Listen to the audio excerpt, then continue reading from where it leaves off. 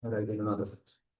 Hola, buenas tardes a todos. La clase número 8 del curso de física computacional. Entonces, como les venía contando, lo que vamos a ver hoy, vamos a seguir con lo de las estructuras de datos. La clase anterior alcanzamos a ver un poquito de listas. Hoy vamos a hacer un repaso y vamos a complementar también con ejercicios. Vamos a ver lo que son las listas, cómo nos sirven. Después vamos a ver lo que son las tuplas, de qué nos sirven y cómo se diferencian de las listas. Eh, y también vamos a ver lo que son los sets y los diccionarios. Cada uno de ellos son estructuras que son las que vienen por defecto en Python. Y la gracia de cada una de que van a tener aspectos que son súper útiles dependiendo del escenario donde lo estemos utilizando. Simplemente para que sepan que existen y a veces, aunque uno podría hacer casi todo con listas, van a haber casos donde sale mucho más sencillo trabajar con diccionarios o con tuplas o con sets. En principio, casi todas las estructuras funcionan bien con Lisp. Son como las más típicas que uno puede encontrar en programación. En los otros lenguajes, tipo C, Fortran, Java, Pascal o lo que sea, las listas son los típicos que a veces se le llaman arreglos o arrays o vectores, si lo quieren llamar, de cierta forma. Y entonces vamos a hacer el repaso de las listas. Si se acuerdan, habíamos visto que existían unos objetos. O sea, que nosotros aquí tenemos el nombre de nuestra variable, y nuestra variable al final se le asignaba una colección de datos. Podían ser números, podían ser textos, podían ser números y textos, podían ser distintos tipos de datos de Python. Y la gran diferencia, o sea, o una de las particularidades es que para definir estos objetos necesitábamos unos paréntesis cuadrados para que Python entendiese el tipo de estructura. ¿Ya? Esto eran las listas, y la gracia de las listas es que son indexadas, en el sentido que yo puedo identificar claramente qué elemento o en qué orden o en qué posición está el elemento en la lista. Y también son datos que son, bueno, permiten datos repetitivos y también que sean mutables. ¿Qué quiere decir mutables? Que yo puedo cambiar el elemento, no sé, 0, 1, 2, 3, 4, el elemento 4 de mi lista y cambiarlo por otro número. Van a haber otras estructuras donde yo no puedo cambiar los objetos que están dentro de mi estructura. ¿Ya? Entonces, una de las cosas importantes es que si yo tengo una lista de números, en este caso tendremos el 3, el 5, el 34, 19, 22, 15, 18, o sea, 10 y 18. Yo puedo acceder a la información que contiene cada uno de estos elementos vía un índice. Y el índice está relacionado con el nombre de nuestra variable, que en este caso es, el nombre se llama lista de números. Y a esta lista de números, si yo le pongo entre paréntesis cuadrado 0, estoy refiriendo al elemento ceroésimo de mi, vamos al lápiz rojo mejor, de mi lista. El 5 va a ser el elemento 1, el 34 va a ser el elemento 2, el 19 va, bueno, sería el 3, el 22 sería el 4, el 15 sería el 5, el 10 sería el 6 y el 18 sería el 7. ¿Ya? Entonces, en principio, acá hay dos cosas importantes. Una que todas las listas en Python, o casi todas las estructuras, inician desde el cero. El primer elemento siempre es el cero. Y hay una cosa también que es interesante con las listas, de que yo puedo, sin necesidad de saber cuánto es el largo de mi lista, que en este caso son hasta el índice 7, pero son 8 elementos, porque el cero cuenta con uno más. Yo puedo también referenciar al último elemento de la lista. Y para eso son los puntos, los números negativos. Entonces, básicamente, si yo pongo lista de números -1, o sea que le doy el índice -1, va a referenciar al mismo 18. O sea, digamos que desde este punto de vista, es como que la lista se repitiese hacia atrás. O sea, de aquí del 0, si voy al -1, en vez de decir que me digan otro lenguaje de programación, me diría que no existen elementos menores que con índice negativo. Este me va a decir que este es el -1, este es el -2, este es el -3, este es el -4, -5, -6, -7 y -8. Eso quiere decir que podemos usar simplemente con el signo menos, podemos encontrar cuál es el último elemento de una lista, porque a veces va a ser importante saber cuáles están de una lista de números que están ordenados de menor a mayor, saber cuál es el número máximo. Vamos a ver que siempre es el 1, que están de menor a mayor. ¿Ya? Entonces, eso es una cosa que esto no lo vimos la clase anterior con todo detalle, pero ahora se lo estoy recordando, que la gracia de las listas es que primero son colecciones de tipos de datos de Python que están indexadas, en el sentido que yo las puedo llamar el elemento de la lista según su índice, los puedo cambiar y aparte podemos tener datos repetidos. O sea, yo podría poner el 3 5 5 5 5 22 15 10 y sabría que hay 5 5 y cada uno con un índice distinto que es identificable. ¿Qué otra cosa más importante? ¿Qué otra más? Uy, aquí se corrió el círculo, pero bueno. ¿Qué otra cosa más es importante?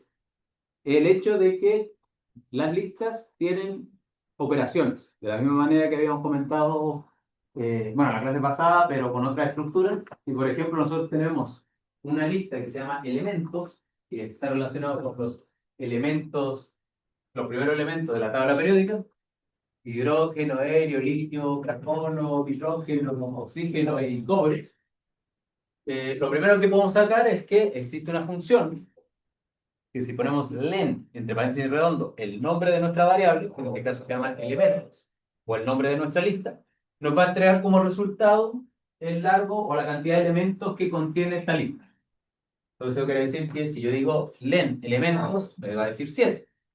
Por otro lado, como es 7 y sabemos que parten de 0, sabemos que los índices van a ir desde 0 a 6. O sea, yo sé que existe el elementos paréntesis cuadrado 0, que va a ser el hidrógeno, el elementos paréntesis cuadrado 1, que va a ser el helio, 2, el litio, carbono, etc. Y otra cosa que es importante es el hecho de que, como las listas son dinámicas, yo puedo agregar o quitar elementos. Una de las formas más comunes que uno puede agregar elementos es con el comando append. Entonces yo le pongo el nombre de mi lista, punto append, y agrego, por ejemplo, el sodio, Na, entre comillas. Y eso va a hacer que si yo imprimo mi lista, bueno, aquí le puse mi otra lista, pero en realidad es de elementos, debería ser elementos. Si yo imprimo elementos, ahora me debería aparecer el sodio como último elemento de mi lista. ¿Ya? Eso tenemos un ejemplo. De hecho, no sé si lo descargaron todos del campo virtual. Pero, por ejemplo, aquí tenemos el caso. Vamos a agrandar esto. Tenemos un, un programa de ejemplo para mostrar cómo funcionan las listas. Entonces, en este caso, tenemos una lista de números, la misma lista de números de la diapositiva anterior. Si nosotros queremos imprimir cada uno de los elementos, podemos usar un bucle for para ir recorriendo según los índices. De tal manera que aquí, no sé, parte mi código en esa lista, después se implementan los valores almacenados de la lista. Para i en rango 8, como yo sé que tiene 8 elementos, perdón, o sea que van del 0 al 7, entonces esto va a ir del 0 al 7. Entonces va a ir imprimiendo índice, el primer elemento que va a ser 0, valor de los números en 0, lista de números 0, entonces me debería tirar el 3, así, etcétera, etcétera, hasta llegar al 18. Después, lo que les comentaba también, que nosotros podemos imprimir la lista de forma al revés, que usamos los números negativos. En este caso sería del -1 al -9, yendo de -1 al -1, y hacemos la lista al revés, y ese es como por ejemplo, ¿no? Entonces, si lo corremos, lo que obtendríamos, vamos a subir esto para arriba. Entonces, en el primer caso, ahí tenemos la lista: 3 5 34 19 22 15 18. Y si usamos el bucle for, obtenemos que el índice 0 es el 3 5 34 19 22 15 10 18, exactamente como está en la lista. Y si usamos los números negativos para los índices, vemos que la lista de números -1 es el 18, el 10, el 15, el 22, 19, 34. O sea, básicamente lo que les comentaba con los números negativos. Entonces, simplemente para que lo vean. Ya. Entonces, volviendo a lo último, o sea, lo de los elementos de la tabla periódica, para demostrarle el caso de el append, imagínense que nosotros tenemos aquí un código. Voy a cerrar este que está acá. Tengo un código, parece que hay algo por debajo. Ojo lápiz. Ah, no, tampoco acá. A lo más fue un fantasma. Ya, entonces, imagínense que tenemos los elementos. Vemos hidrógeno, helio, litio, carbono, nitrógeno, oxígeno, cobre. Como les decía, si yo hago un for sobre el largo de los elementos, range, len, elementos. O sea, como aquí hay 1, 2, o sea, 0, 1, 2, 3, 4, 5, 6, o sea, hay 7 en total. Esto me va a decir que es equivalente a range 7, porque el len elementos es 7. Y lo que va a decir es darme los valores de elementos evaluados cada uno según su índice. El 0, el 1, 2, 3, que debería ser hidrógeno, helio, litio, carbono, nitrógeno, etcétera, etcétera. Ahora, como les comentaba, nosotros con el comando append, o sea, si pongo el nombre de mi lista, en este caso elementos, .append, NA, me va a generar una nueva lista que ahora va a tener, debería tener un elemento más, o sea, si antes teníamos 8, ahora vamos a tener 9, y si lo volvemos a imprimir, debería aparecer el Na, el sodio, en nuestro código. Entonces lo vamos a hacer, lo vamos a correr, y lo vamos a maximizar aquí para que veamos si es verdad lo que está. Ah, no, estoy corriendo acá. Entonces, si te dan cuenta, ahí está. Número de elementos en la lista, 7. Ahí están los 7, del 0 al 6. Hidrógeno, helio, litio, etcétera, etcétera, etcétera. Y después, en un momento, nosotros agregamos el sodio, el Na con el comando append. Ahora pasó de 7 a 8 elementos, porque hay uno más. Y si imprimimos la lista, el sodio se agregó como 1. Ahora viene siendo el elemento con índice 7. Bien, eso simplemente con un repaso de listas. Ahora vamos a agregar nuevas cosas sobre las listas. De hecho, tenemos harto, existe una infinidad de operaciones sobre listas, sobre sets, sobre tuplas, sobre diccionarios. Solamente vamos a cubrir algunas que son las más importantes.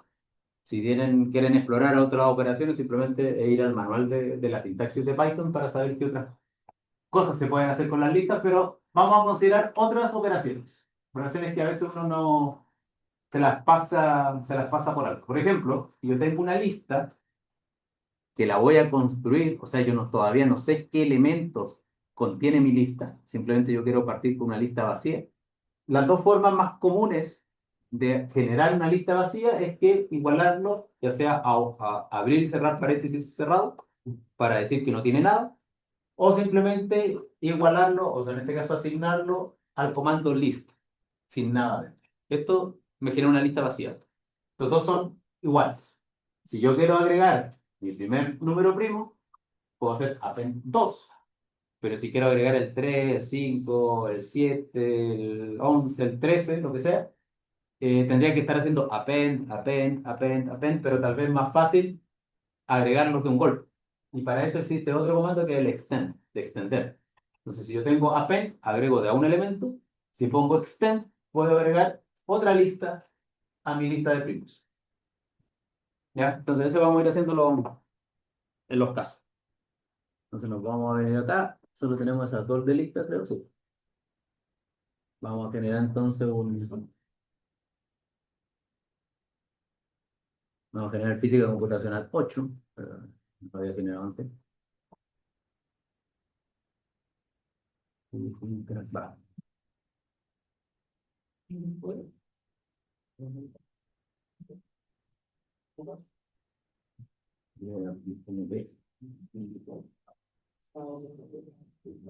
Entonces vamos a hacer eso aquí en nuestro código.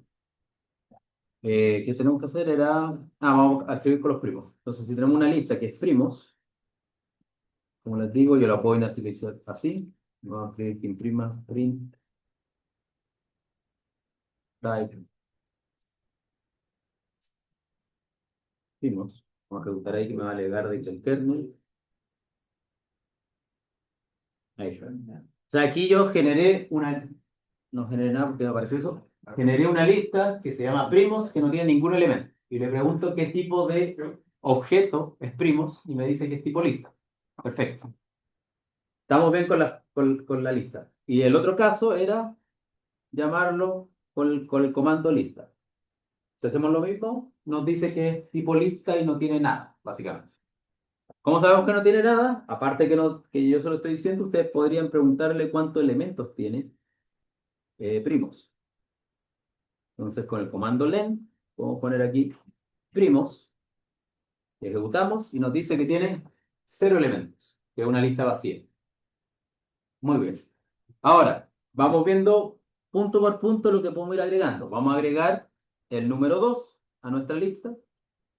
Entonces, primos.append 2. Y antes vamos a hacer, partamos de cero, que me salté una línea. Antes vamos a decir que nos imprima la lista de primos para que veamos que no hay nada. Después vamos a agregar el 2 y de nuevo que nos imprima la lista primos para ver que realmente el número 2 aparece agregado.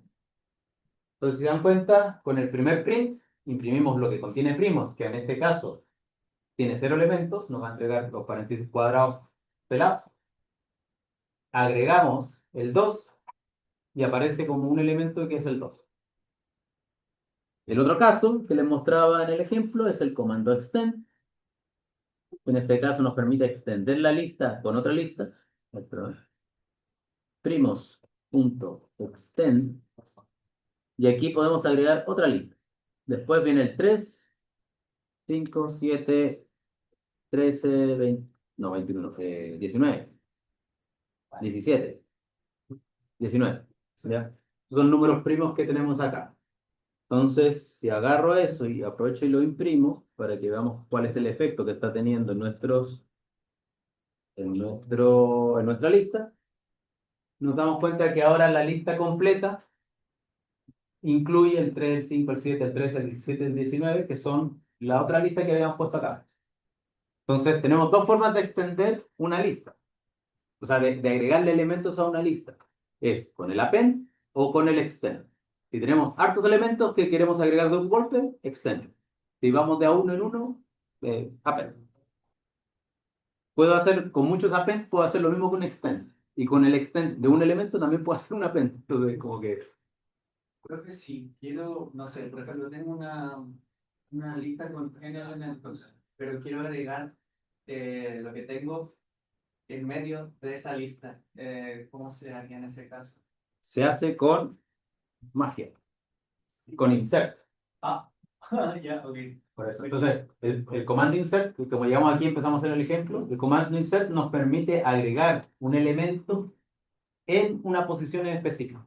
El primer elemento es la posición, que está referenciado al índice, y el segundo es el elemento en sí que queremos agregar. Entonces, aquí en este caso, como me salté el 11 aquí, entonces yo veo que aquí tenemos el 0, elemento 0, 1, 2, 3. Este es el cuarto. Entonces yo sé que si yo le digo primos.insert 4,11, lo que va a hacer es agarrar el 13, que es el elemento cuarto, lo mueve a la derecha e inserta este número. Entonces podemos hacer eso aprovechando que tenemos el ejemplo fresquito. Entonces si decimos primos.insert 4,11 y le decimos que nos imprima primos, nos va a dar ahora que aparece el 11 en la cuarta posición, que era donde estábamos interesados. 0, 1, 2, 3, 4, 5, 6, 7. Indicando que el comando insert funciona de esa manera. Entonces, así poco a poco uno empieza a jugar con las estructuras de las listas para poder hacer cosas más interesantes que eventualmente van a hacer en los ejercicios. ¿Qué otra cosa más? Más operaciones, otras operaciones sobre las listas. También podemos quitar elementos, porque a veces el problema es que tenemos muchos elementos. Nosotros podemos cambiar los valores, pero la pregunta es si realmente nosotros queremos quitar, que ya no exista como elemento una lista. Tenemos varias formas. Una es con el comando remove, en este caso sería primos.remove 11, y en este caso lo que haría es quitar los elementos, los números 11 que existen dentro de la lista. Entonces hacemos primos.remove 11, primos.remove 11, y ahora le pedimos que imprima de nuevo la lista. Primos. Si se dan cuenta, desapareció el 11. del 7 al 13. Si yo hiciese ahora de nuevo remove eh, no sé, 19 o 3, quitaría el 3 de la lista. Ahora que tenemos el 2, 5, 7, 13, 17, 19. ¿Ya? Entonces, en ese sentido, el 3, el remove, quita eso. ¿Qué pasa si quiero volver a quitar el 3 de una lista que no existe el 3? Me va a decir error, que no puede quitar un elemento que no existe. Ya, es una cosa importante. O sea, si intento quitar el número 3 de nuevo de la lista donde no existe el 3, Python me va a decir que hay un error, porque no sabe, no sabes. Vamos a juntar todo, ahí volvimos al estado anterior. ¿Qué otra cosa más? Tenemos el comando pop. Comando pop lo que hace es explotar el elemento, pero este es un índice. O sea, si yo digo pop 1, lo que va a quitar, como este es el 0, este es el 1, me va a quitar el número 3. Que en nuestro caso, el 1 va a ser el 5. Entonces, primos, primos.pop. Y ponemos un 1 y le decimos que imprima primos. Y se nos fue el 5. Cada vez está buscando con menos números. ¿Qué más? Más operaciones. A veces lo que uno quiere también es encontrar dentro de mi lista dónde está, con qué índice está un cierto, un cierto elemento. Por ejemplo, bueno, el 13 ya no existe sí, existe el 13. Pero imagínense que alguien está buscando en específico el índice asociado al 13 porque ese mismo índice corresponde a otra lista. Entonces, para no estar haciendo como búsquedas muy raras, existe el comando index, que si ustedes le dicen aquí el valor que está dentro de la lista, les va a entregar como resultado el índice al cual corresponde ese elemento. Si está repetido, Te va a decir uno. no, Solo te entrega un índice, el primer índice, creo. el primero. Podemos probar. Ya, veamos primero primos.index 13. Vamos a hacer las pruebas pertinentes. Aquí le vamos a hacer print. Ahí me entrega el 2, porque si se dan cuenta, el 0, 1, 2. El 13 está en el índice 2 de esta lista que tiene 5 elementos, que va sobreviviendo. ¿Qué pasa si existiese otro 13? Entonces le vamos a decir, vamos a agregarle un 13 aquí. Primos.append append 13, simplemente para tener una lista con dos 13 repetidos. Y le voy a volver a preguntar, ¿dónde están los 13?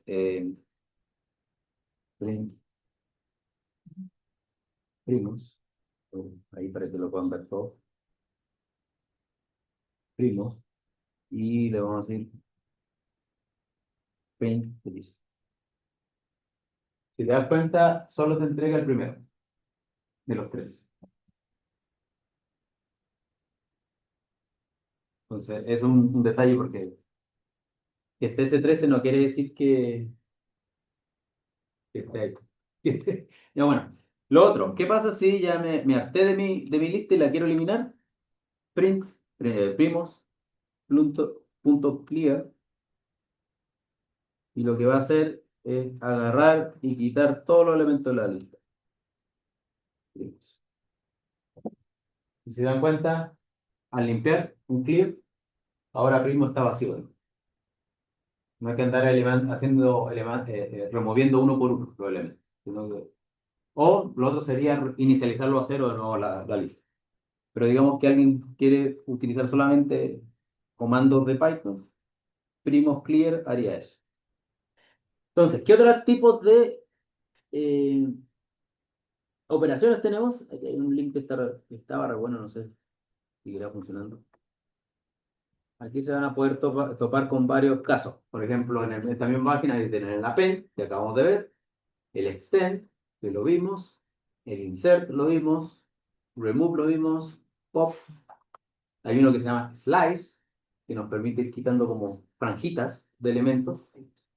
O sea, aquí si yo pongo mi lista 2.4 dice imprime desde el inicio hasta el cuarto inicio, de 0, 1, 2, 3, 4, hasta acá. Si hago dos puntos, me hace otra cosa. Es como si fuera una rebanada de mi lista. Yo no quiero un rango de elementos. No.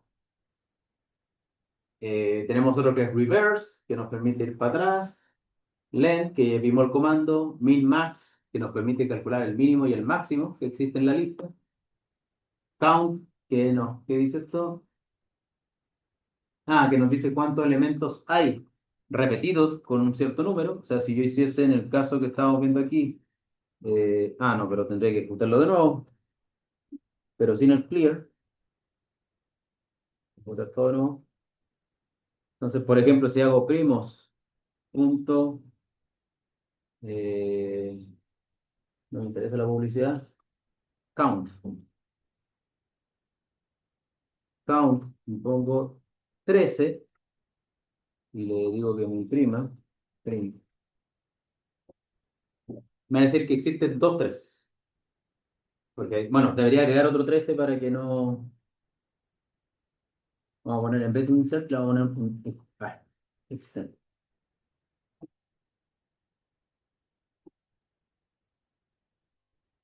Ahora sí, para que no quede ahí. Sí. ¿No? Ahora hay cuatro. No sé por qué creo que son cuatro, pero. Ah, sí, cuatro porque le agregué. En alguna parte le agregué otro 13, ¿verdad? Pero hay un 13, dos 13, tres 13, cuatro 13. Por eso me dice con count, me dice que hay cuatro elementos 13. Bueno, pero así ustedes pueden agarrar la página y empezar a ver cómo funciona el concatenate, el multiply, el index, sort, clear, copy, y etcétera, etcétera, etcétera. Para que lo vean, está ahí en las mismas diapositivas, están los enlaces a las páginas, ¿ya? Para que puedan explorar esa parte. Entonces ahora vamos a hacer un ejercicio que va a mezclar bucles y listas para que lo puedan hacer en los próximos 10 minutos. Básicamente, vamos a crear una lista vacía que se llame cuadrados y que a cada elemento de mi lista, o sea que el elemento cero le asigne el cero al cuadrado, al elemento uno, el uno al cuadrado, el 2 al cuadrado, el 3 al cuadrado, así, hasta el 1000 al cuadrado. Entonces para eso van a tener que hacer una lista vacía, un for y un append para irle agregando a la lista este número al cuadrado. Después de hacer eso, lo que vamos a hacer es remover o quitar de la lista de los cuadrados los números que sean impares, porque puede ser que haya algunos números que sean impares. Y para eso podemos usar remove o pop para ir quitando los números impares. Después vamos a crear una lista que se va a llamar candidato, vacía, y que va a corresponder a los valores de los cuadrados, pero un más uno. Porque si quitamos los impares, nos quedamos con solamente números pares, y ahora le sumamos un uno, van a quedar nuevos números impares. Y a esos números impares, utilizando el algoritmo de la clase anterior, el simple o el complicado, el optimizado, ver de cuáles de todos esos números de la lista corresponden a primos de verdad, a números primos. Ya, yo por momento les voy a pasar la lista. Este es un ejercicio un poquito largo, pero básicamente el algoritmo de búsqueda de números primos lo pueden tomar de la clase anterior, para no que no tengan que codificar desde cero. Yo voy a pasar la lista para que estemos viendo y pausar en la grabación. Entonces vamos a seguir haciendo vamos a hacer la parte uno, entonces tenemos, ¿cómo se llama? Los cuadrados. Cuadrados. Entonces vamos a inicializarlo como una lista vacía. Y después for range. Era el 100.000, era el 1000. Entonces aquí cuadrados append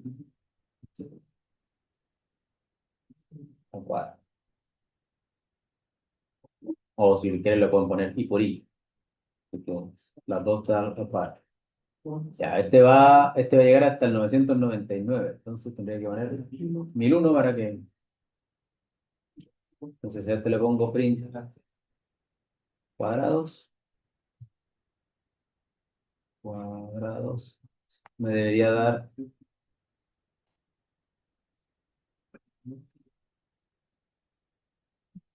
me debería dar la lista que les pido. 0, 1, 4, 9, 16, 25, etcétera, etcétera, etcétera, hasta 1 millón.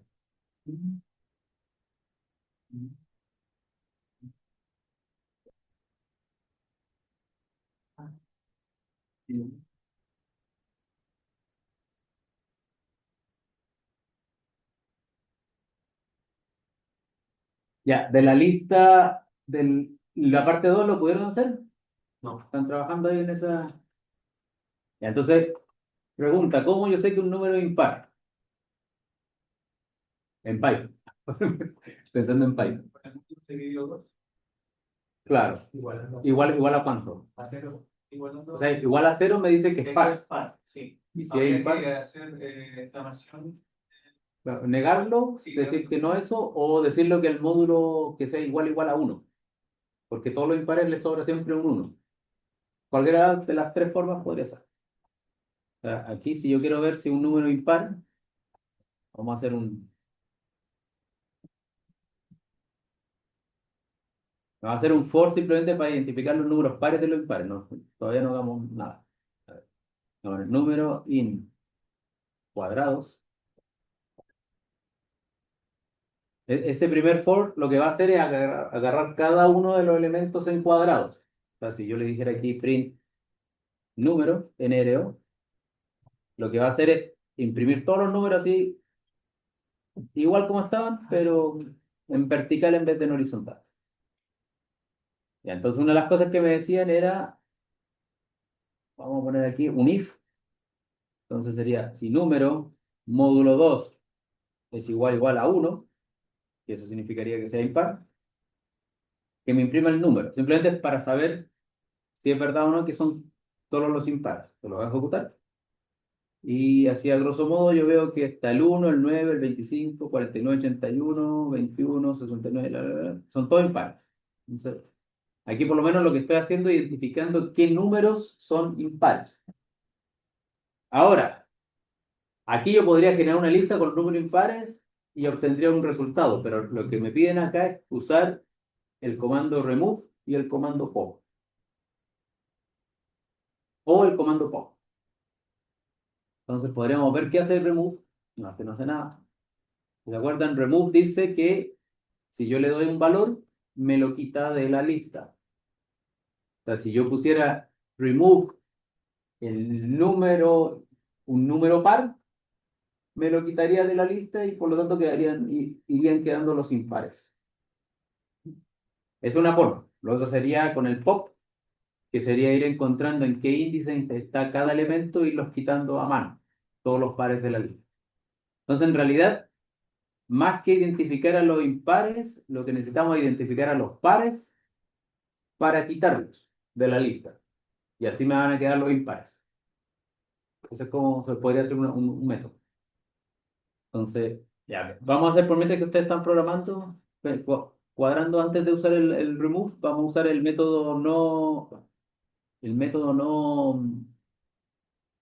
sin remove. Se lo vamos a hacer aquí, lo vamos a poner método sin remove of pop. Tenía que hacer. No se pide. Ya, entonces lo que yo decía era como, vamos a hacer cuadrados, vamos a crear una nueva lista, cuadrados impares, y la vamos a inicializar como una lista vacía, y cada vez que aparezca un número impar, se lo agregamos a nuestra lista. Entonces, cuadrados impares, punto append NRO. Y en principio lo que yo obtendría, si imprimo cuadrados impares,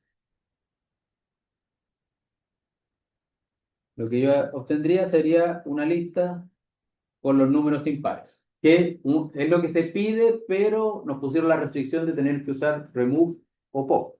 Esta es una forma de hacerlo sin remove o pop. Simplemente genero una lista vacía que la voy llenando con cada vez que encuentro un número impar de mi lista.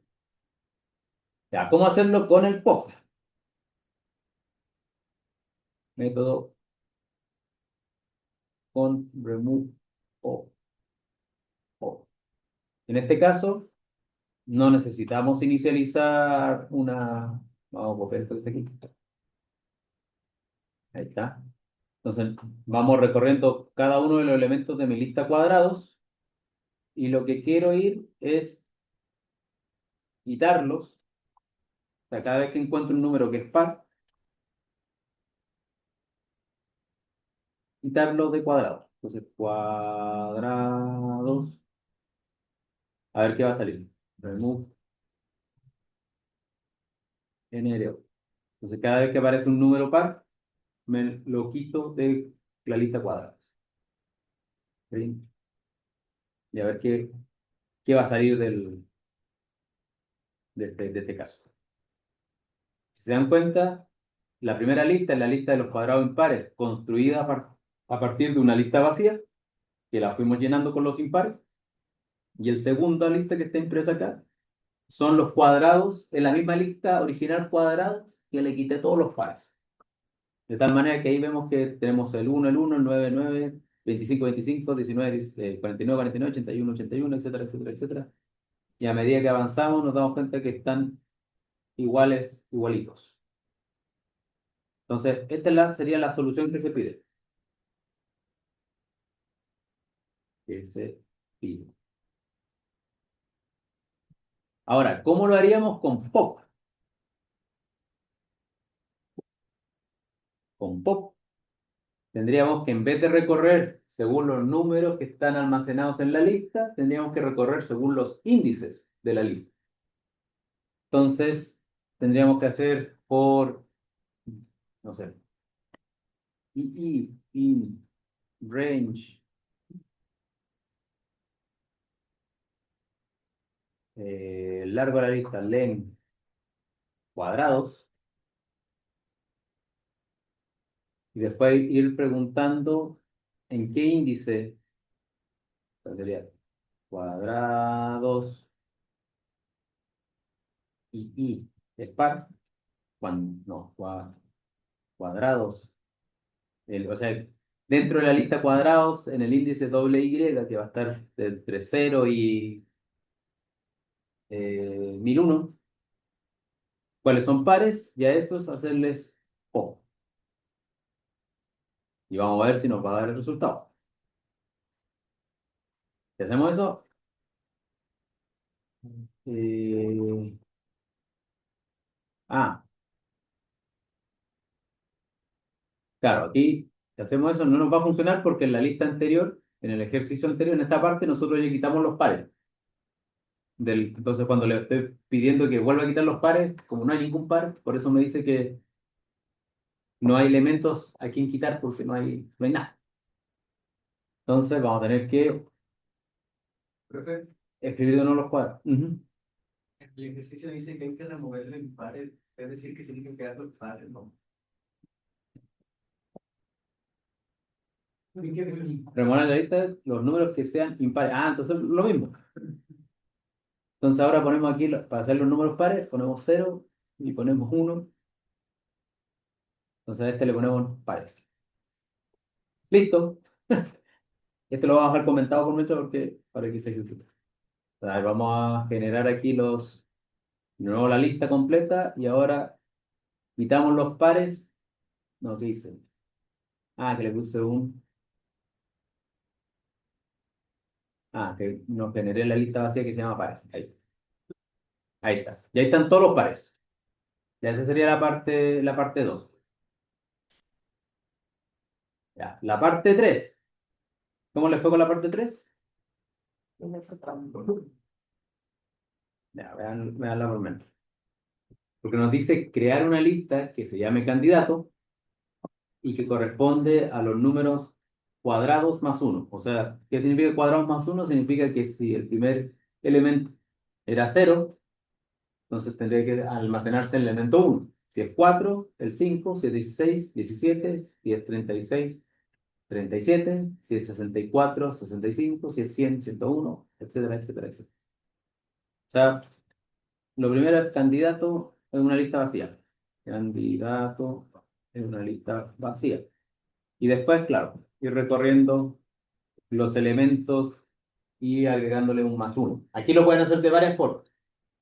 Con el append, o sea, recorrer sobre los elementos que sobreviven en cuadrados, que son los pares, y agregarlos a candidato con un append más uno.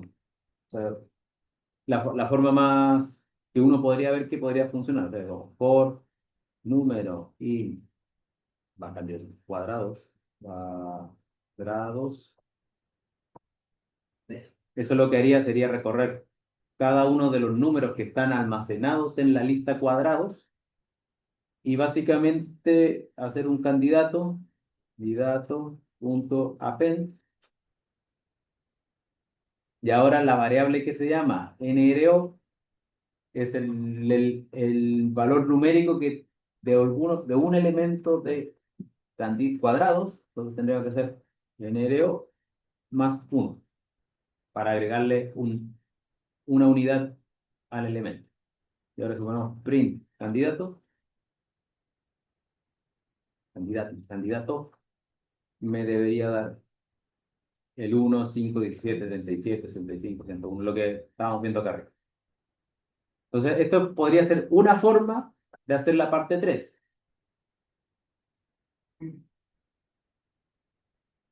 Habría otra forma, que sería usar el índice. Aquí lo vamos a tener que hacer de nuevo.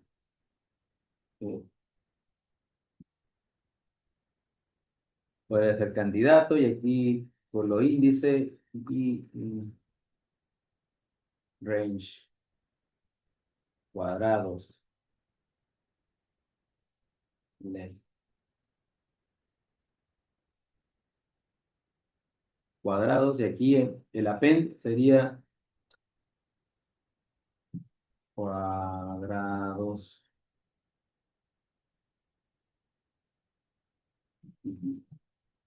Va, perdón,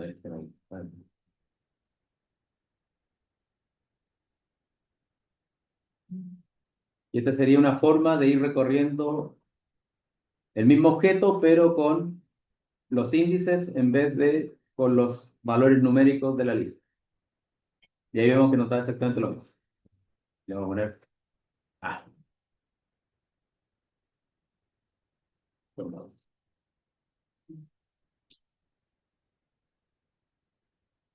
Formados. Ya, y ahora lo otro. ¿Cómo ver que estos primos que están, estos números son posibles números primos? Tendría que agarrar la fórmula, el programita que se hizo la vez pasada para ver sus números primos, e irle pasando de elemento por elemento de la lista hasta cubrir todos los números. A ver, vamos a dar un poquito más de tiempo para esto último para que lo puedan cubrir.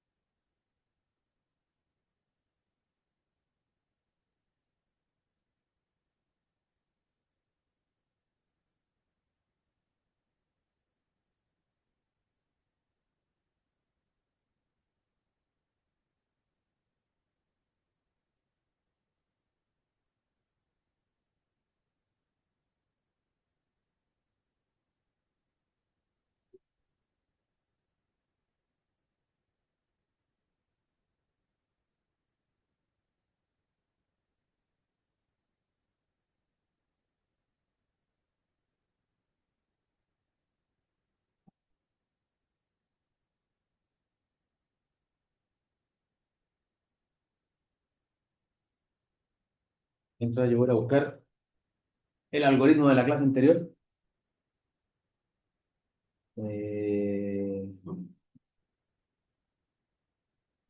No me acuerdo si lo tengo acá. Ah, primo simple. Vamos a usar el primo simple. Aquí está.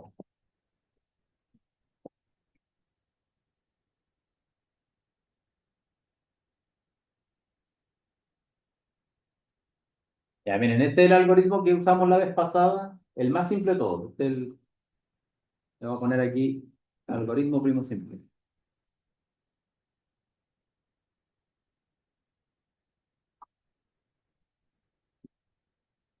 Y aquí tenemos un número que es candidato.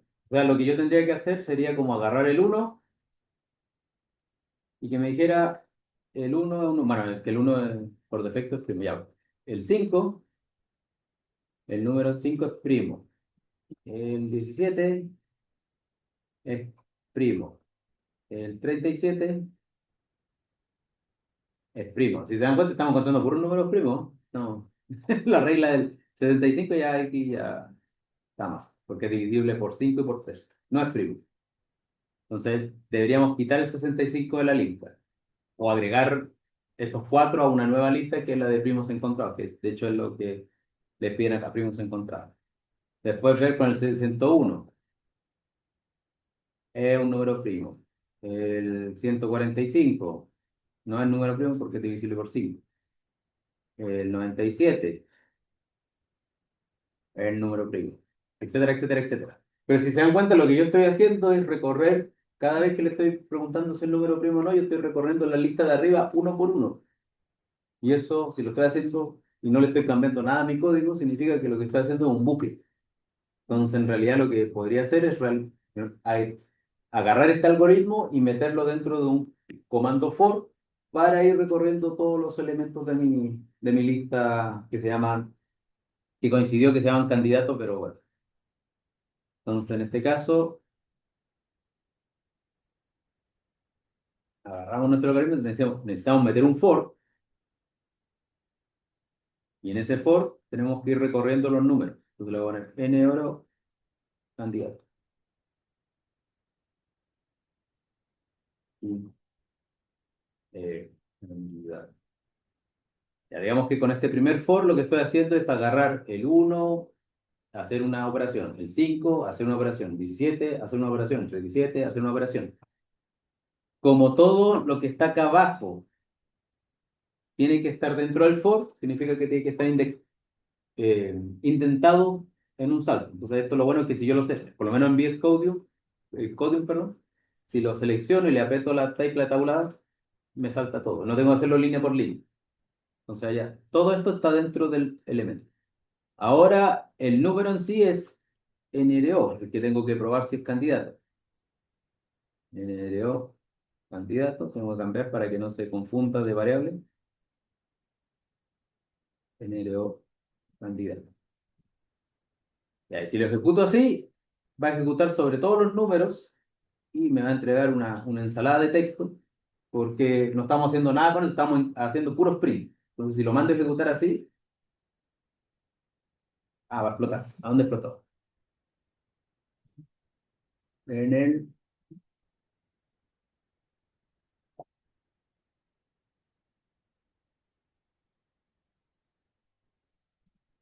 para NRO, candidato en candidato, candidato.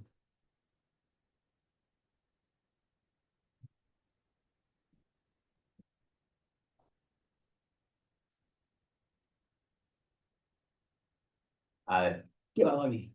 ¿Escribí mal la palabra o no?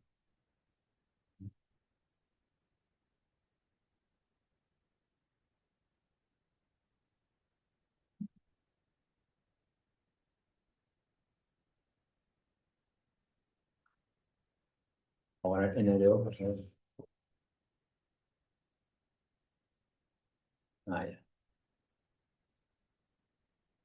Vamos a cambiar el nombre a NRO porque parece que no me gustó.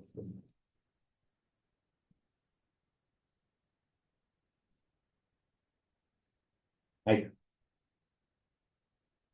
Si se dan cuenta, lo que está haciendo es probar para todos los números, pero en realidad no me está diciendo cuáles son primos y cuáles son no. No estamos guardando la información de los primos y botando la información de los no primos. Ya, entonces esto lo voy a parar porque si no va a terminar hasta el infinito. Ya, entonces, lo único que queremos hacer es que si el número es primo, haga algo. Y así como está, nuestro código nos dice cuando el número es no primo. O sea, cuando aquí es no primo, nos dice algo, ¿cierto?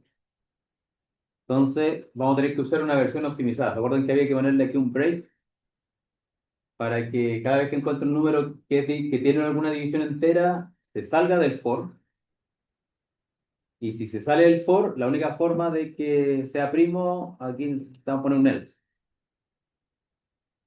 Es primo. Vamos a poner aquí.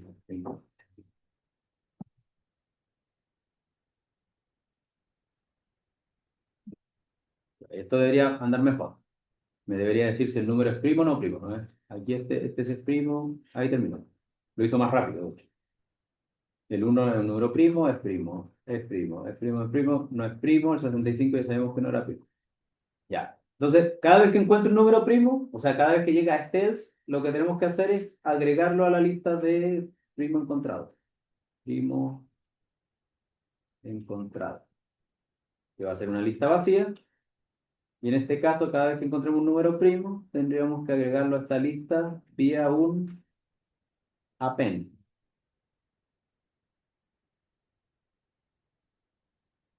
Punto append. Y aquí sería enero, que es el que estamos probando. Claro. Entonces, al final, cuando termine todo esto, le vamos a decir que imprima los primos encontrados. Primo encontrado. Y a ver qué sale. Ahí está, correcto, con todos los puntos, está probando todos los números. Y aquí está. Todos estos números que están acá, de esa lista de 1000 elementos, son los que sobrevivieron y que son números primos. Si les complica, aquí les disturba que esté botando mucho texto, lo que tendrían que hacer es simplemente comentar los prints para que no les molesten. Vamos a dejar solamente el primero, el que dice probando número primo. De ahí debería ser un poco más rápido. Ahí sale qué número está verificando y ahí sale la lista. Ahora, ¿cuántos números sobrevivieron? Podríamos imprimir el largo de la lista, el length del primo encontrado. Primo encontrado. Estamos de nuevo con nuestra lista y 102. O sea, teníamos 1000 o 1001, 1000. No, 1001 elementos en nuestra lista original. Le quitamos los impares o pares, que no sé cuánto habrá bajado, y de esos eh, quedaron 102. Ahora, ¿qué pasa si esto es con la lista, con el ejercicio? Pero alguien podría ser más avesado y decir, bueno, yo quiero saber cuántos números sobreviven de la lista original, ¿cómo se llama la lista original? Cuadrados. Y le voy a quitar esto de probar para que veamos la sorpresa. ¿Cuántos números encuentra en cuadrados? No, ¿cómo es eso? Uno y fin de programa. Ah, que por cuadrados quedó en nada. En el correo tenemos cuadrados. Perdón. Aquí. Vamos a generar de nuevo cuadrados para que sea el cuadrado de los números entre 0 y 1000. Este, ahí lo vamos a poner. Ya. ¿Ya terminó? ¿Solo dos? No. No puede ser.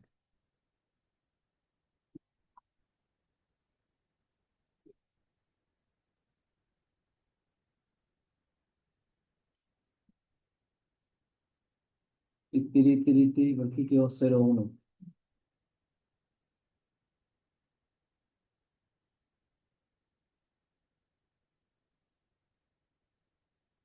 Es por el break. Ya, eso es que habrá que ajustar. Este break está saliendo de este número de cuadrados. No.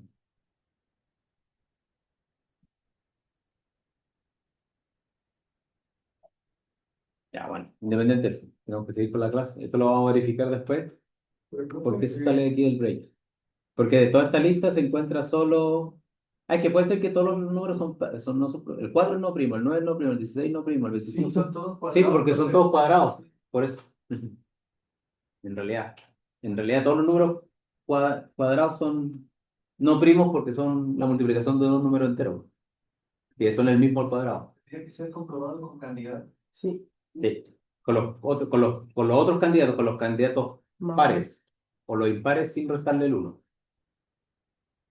sea, si quisiera probar los otros cuadrados, tendría que agarrar esto y sumarle un uno. Esto está acá, con candidato. Entonces, ya. Tendré que cambiarle aquí, ponerle a ver, vamos a buscar el candidato a uno. No el candidato donde hemos quitado los. A ver, primero tenemos los cuadrados pares. Cuadrados pares y cuadrados impares. ¿Verdad que esto me deja los pares? Y esto que está acá, lo que habíamos hecho antes al principio, impares, impares, impares. Ya, vamos, están los. Entonces, no dije nada de lo que tengo que decir, sino que aquí esto ya no juega. Y aquí en vez de cuadrados ponemos cuadrados impares. Ahí de la otra lista de números impares, no, se tiene que haber borrado algo. Entonces. No, sí.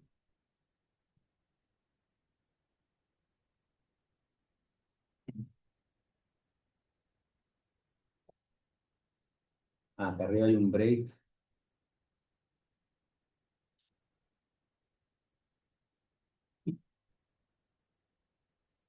Ah, creo que ahí puso primo barra baja break. Se puso un break que está acá. Ahí está. Ya, eso es lo original. Y ahora 102, ahí están los 102 y ahora en este caso sale uno. A ver, cuadrados impares. A ver, ¿qué hay en cuadrado impares? Me llama la atención, ¿sí? Que puede ser que quedaron los impares, ¿no? No, porque de aquí también son también. Todos los cuadrados impares son números primos. O sea, no son primos porque son el cuadrado de un número. Entonces estaba buscando así como, ya, todo mal. Pero bien a la vez porque se resolvió el problema, solamente que lo que estábamos haciendo después era solamente eh, gastar electricidad en el computador. No estábamos encontrando nada importante. Ya, veamos, sigamos con la clase porque si no, después se nos pasa el tiempo o nos queda nada. Ya, entonces vamos a seguir con las estructuras de datos. Ahora vamos a ver las tuplas. Esto es como las listas son lo que más se usan, las tuplas vienen, yo creo que en orden de importancia son las listas, los diccionarios y entre medio hay ya las tuplas y los cells. ¿Cuál es la gracia de las tuplas? En este caso, es que básicamente son datos, son iguales a las listas, salvo que son inmutables. ¿Eso qué quiere decir? Que yo una vez que la fijo, no puedo cambiar el valor de la lista, de la tupla, perdón. Entonces, por ejemplo, aquí tenemos un caso para inicializarlo, lo podemos inicializar con paréntesis para tener una tupla vacía o con el comando tup. O en este caso que estoy inicializándolo con valores ya dados. Entonces, por ejemplo, yo aquí tengo un punto cartesiano, el valor en X y el valor en Y. Si le pregunto el tipo de punto cartesiano, que es en este caso, lo voy a hacer en este ejemplo nomás para que lo veamos rápido. Entonces, por ejemplo, aquí tengo mi elemento y le puse punto cartesiano de 10, 20. Y le pregunto que un type punto cartesiano. Lo que me va a decir que es un tipo tupla. ¿Ya? Es importante. Bueno, no es tan importante, pero es importante saber cómo se le referencia dentro de Python a estos objetos. Entonces, si yo le preguntase, me diría que es tupla. Ahora, yo puedo actuar con estos objetos de la misma manera que las listas. O sea, si agarro una variable que le llamo X y la asigno el índice 0 de punto cartesiano, le va a agregar el 10. Y si genero otra variable que se llama Y y le asigno el valor que tiene la coordenada, el índice 1, que sería el 20, agrega la columna, o sea, la coordenada Y. Y yo podría imprimir las coordenadas X como Y y me imprimiría 10, 20. Hasta ese punto son exactamente iguales que las listas, salvo que son inmutables. Ahora, ¿dónde empieza a haber la diferencia más importante? es, por ejemplo, en este caso, este es uno de los archivos que está puesto en el código compartido, en el campo virtual. Por ejemplo, aquí tenemos un caso de un uso recomendado y menos recomendado de usos de bases de datos, de listas de datos o de estructuras de datos. En este caso yo generé las coordenadas de Antofagasta, que tenemos -23, lo que sea, -70. Y la longitud y latitud debería haber, bueno, están ahí con negativo, para que sea sur y oeste. Por un lado, le digo que me imprima qué tipo de objetos son coordenadas de Antofagasta, me debería decir que es tupla. Después que imprima las coordenadas de Antofagasta, que hasta ese punto todo se podría haber hecho con una lista. Pero después alguien intenta modificar las coordenadas de latitud de Antofagasta. Le quiere poner -23 nomás, porque no quiere andar complicando con el 63, con el punto 6345. Y que se imprima en la lista Antofagasta. Esto, la gracia que tiene, que si yo lo ejecuto, así como está, que ese es el primo, no, ese primo no, es el tupla, que lo tenemos acá. Si yo lo ejecuto así como está, me va a decir que hay un error de tipo, que el objeto tupla no tiene el soporte para asignar ítems. Eso quiere decir que no puedo modificar los valores de tupla.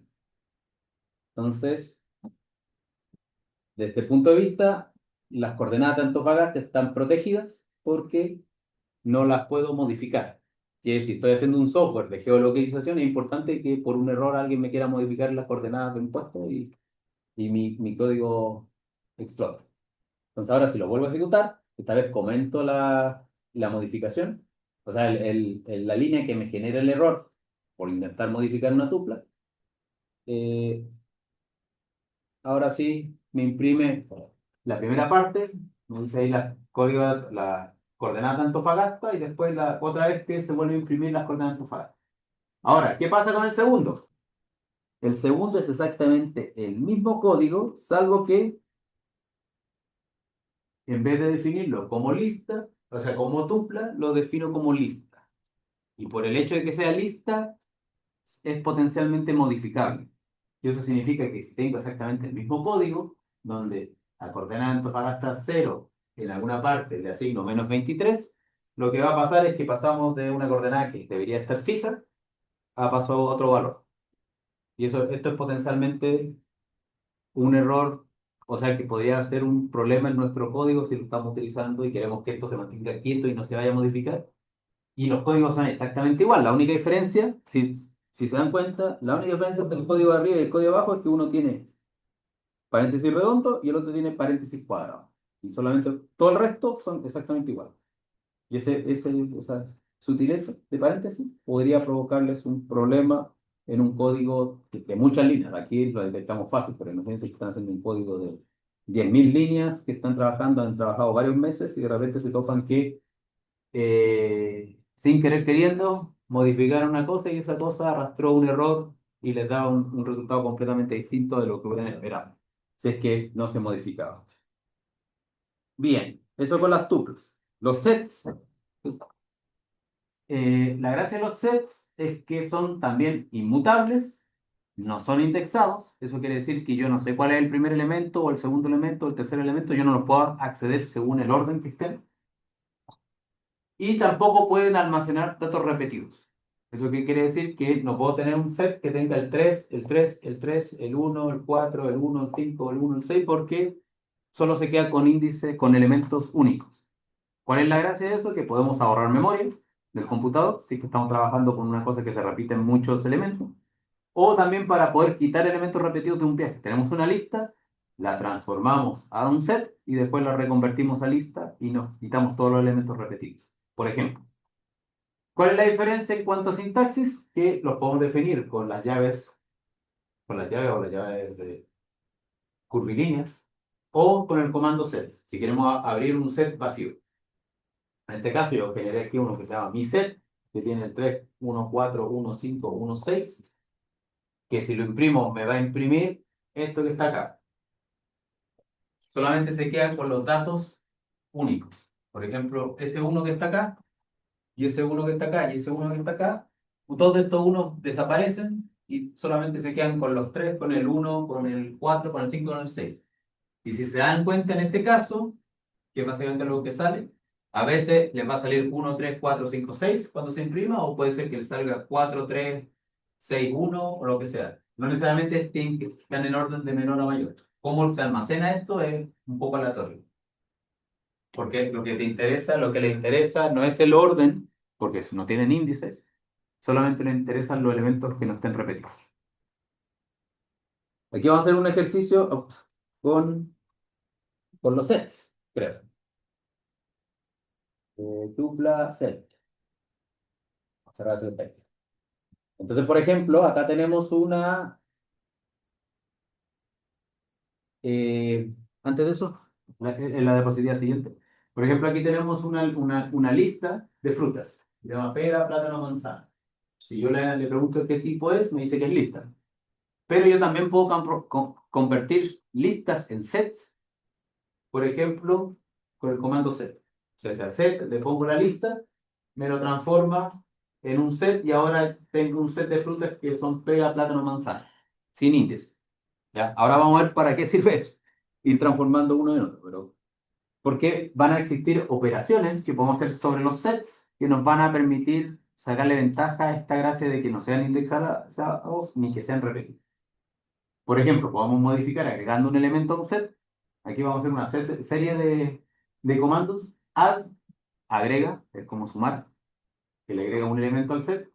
Update, que agrega múltiples elementos iterables. Esto es como el extend en las listas, que yo le agrego una lista. Puedo agregar una lista con un update.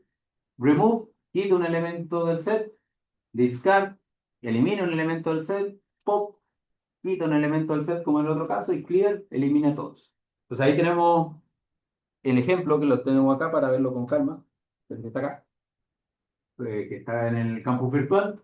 Tenemos ahí nuestro primer set, que son frutas, manzana, banana, manzana, dos veces. O sea, de aquí ya se fue se nos va a ir una manzana, según las reglas del set. Lo vamos a imprimir. Y eso en principio, la primera línea nos debería entregar manzana, banana. Y ahí tenemos. Manzana, banana, porque el set original incluía dos veces la manzana. Después tenemos el comando add, que lo tenemos acá. El comando add, vamos a agregar frutilla. Y cuando imprimamos de nuevo el set, va a aparecer frutilla, manzana, banana. Agregó frutilla aquí. A veces se la agrega acá. Si lo vuelvo a correr, lo voy a volver a correr solamente para que lo vean cómo cambia a veces. Ahí está. Ah, no, lo dejo aquí mismo. Bueno, otra vez, en otro caso sale el disco. Después el update, que significa agregarle una lista. Naranja, pera.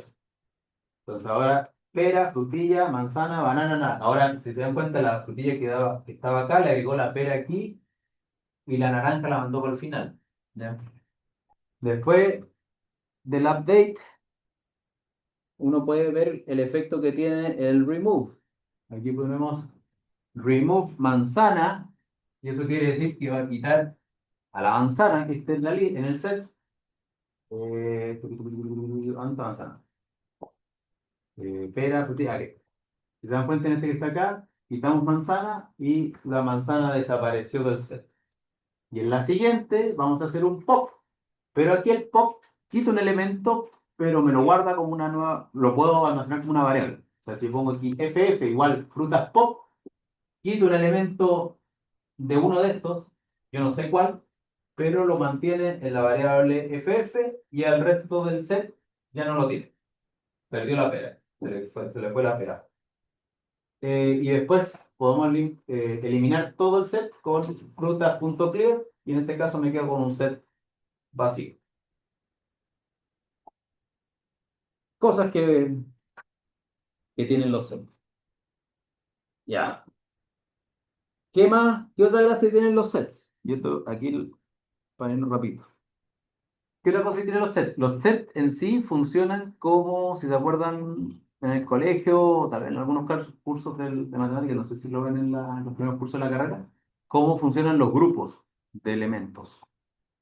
Uniones de grupos, uniones de grupos también, o intersecciones, ¿se acuerdan los tipos gráficos?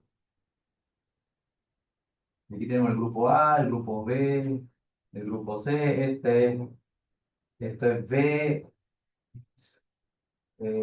o C, todo esto es el B unión C intersectado en A, etcétera, etcétera. Todas esas cosas se pueden hacer con los sets con un lenguaje muy parecido.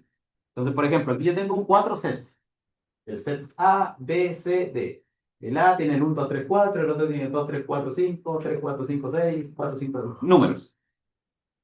Si yo hago A punto unión B, significa que hago la unión de A con B. Los fusiono. Y eso significa que solo los elementos comunes sobreviven. El 1, el 2, el 3, el 4, el 5, porque el 2 está repetido, el 3 está repetido, el 4 está repetido. Entonces, como eso más eso. También lo puedo escribir con una barrita. A o B, por decirlo así. Desde el punto de vista de lógica, sería A o B. Y es exactamente lo mismo que la unión. También yo puedo unir varios grupos, varios sets. A, unión B, C, D. Y yo estoy uniendo todo esto de un viaje. Por otro lado, de la misma forma que uno hace las uniones, uno puede hacer las intersecciones. Y en este caso sería como un o sea, como un I lineal. Entonces, tengo de nuevo mis grupos, mis sets. Si hago A intersección B, el A con intersección B solo me sobreviven los elementos que son comunes. O sea, el 2, el 3 y el 4, que son los que sobreviven. Y si hago la intersección de A con B, con C, con D, el único elemento que es común a los cuatro es el 4.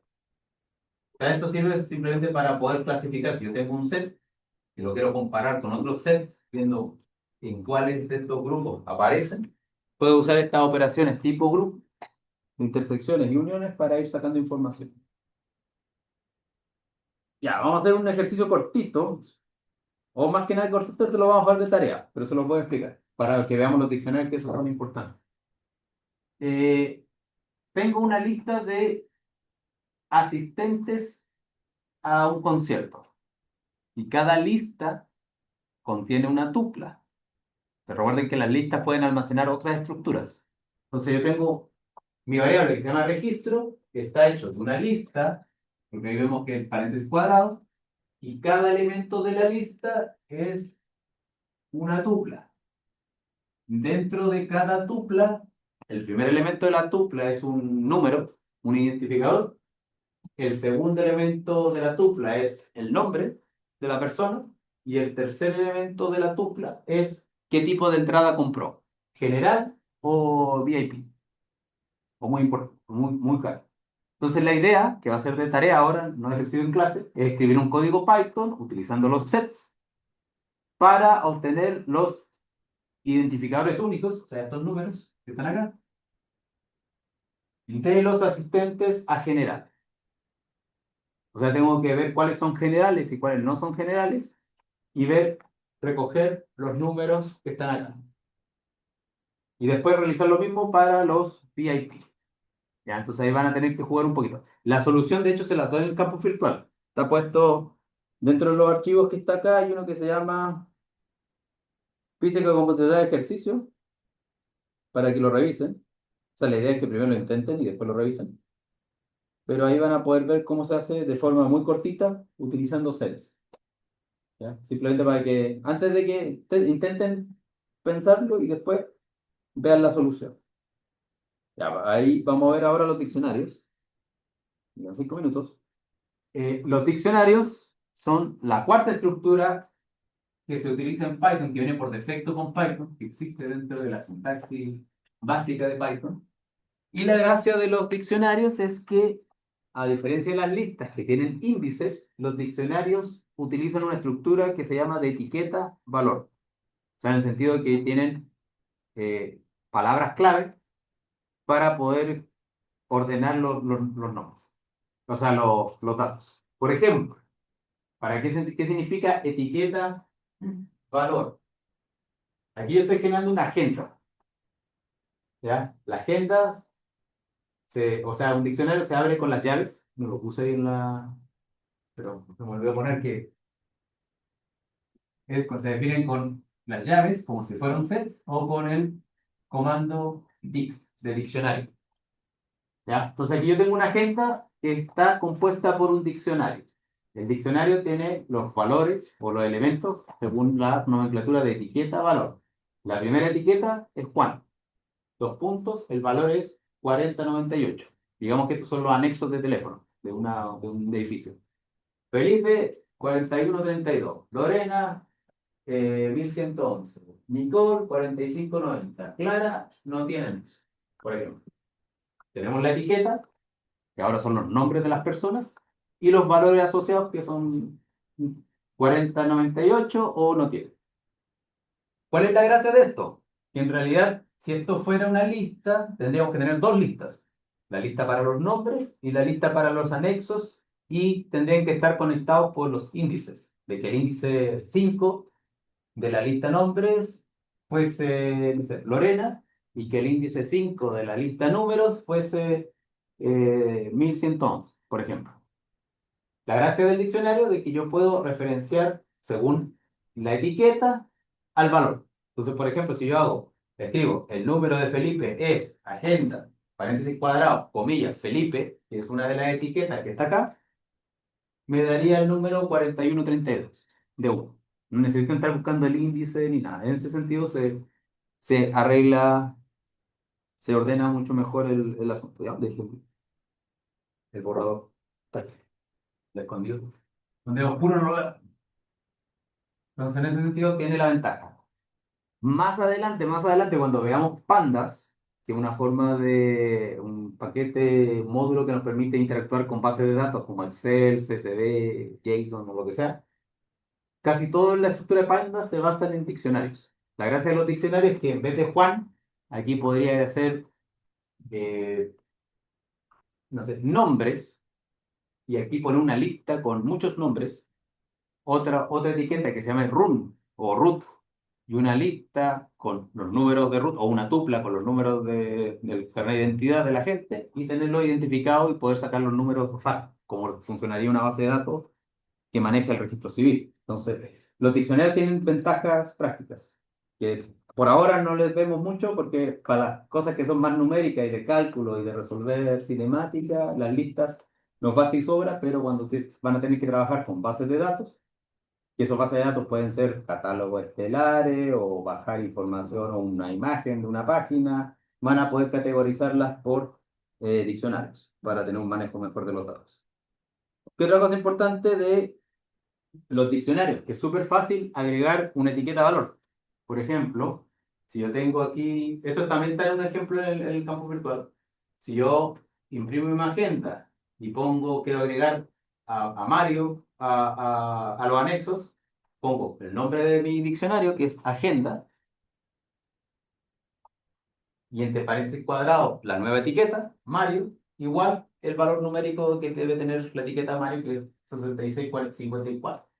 Entonces, originalmente yo tenía esta agenda con Juan, Felipe, Lorena, Nicole, Clara, etcétera, etcétera, y ahora agregué Mario, y ahora Mario pertenece a la agenda. Entonces yo puedo agregar elementos sin ninguna complicación. No tengo que agregarlo como un append o algo así. Yo simplemente genero una nueva etiqueta y le agrego un valor.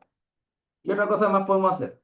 Modificar elementos. Imagínense que ahora Felipe cambió de número. Entonces, lo que puedo hacer es decir, agenda Felipe, entre comillas Felipe, que es la etiqueta asociada al elemento Felipe que estaba acá originalmente, que tenía el 4132, y lo cambio al 1133. De tal manera que ahora a Felipe le actualizamos su número de teléfono para que lo puedan llamar o le puedan mandar un WhatsApp, o lo que sea. Entonces, en ese sentido, esto permite en algunos casos hacer un manejo más ágil de los datos. En una lista tendríamos que buscar el índice para actualizar ese valor. Acá, simplemente con la etiqueta, lo hace un poquito más humano, en el sentido de que a veces no sabemos los índices de las listas, pero sí nos acordamos de los nombres que tienen algún tipo de texto. ¿Qué más podemos hacer con los índices? Podemos preguntarle, o sea, ¿qué podemos hacer más con los diccionarios? Podemos preguntarle a un diccionario si un elemento existe. Por ejemplo, si lo queremos usar con un if, podemos preguntarle if clara y agenda, o sea, existe clara como etiqueta en agenda, si existe nos va a decir clara está, si no existe ninguna clara en agenda nos va a tirar un falso y eso significa que le vamos a poder decir clara no está. Podríamos usar en el diccionario un bucle for. Y en este caso nosotros hacemos un bucle sobre las etiquetas de la agenda, o sea, en este caso los nombres. Entonces, digo, para nombre en agenda, o sea, cuando nombre en agenda significa Juan, Felipe, Lorena, Nicole, Clara, Mario. Son solo las etiquetas que están contenidas en agenda y ahí nosotros vamos a poder escribir esto que está. Que el teléfono de el nombre que nos salga, Juan, es agenda para el cuadrado nombre que nos va a decir si es 4150 o lo que sea.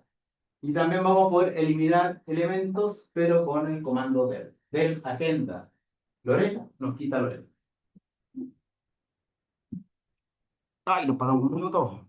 Ya, entonces, para hacerlo rápido, para no extenderlo, hay un ejemplo también para que lo vean con lujo y detalle, que es el que se llama, ¿cómo se llama? Tupla, no, la tengo. Es el que se llama diccionario.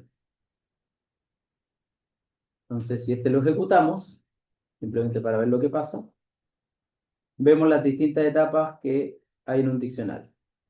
La primera etapa era ups, recuperar el nombre de Felipe, el número de Felipe, 4132. La segunda etapa fue agregar a Mario, que es lo que comentaba.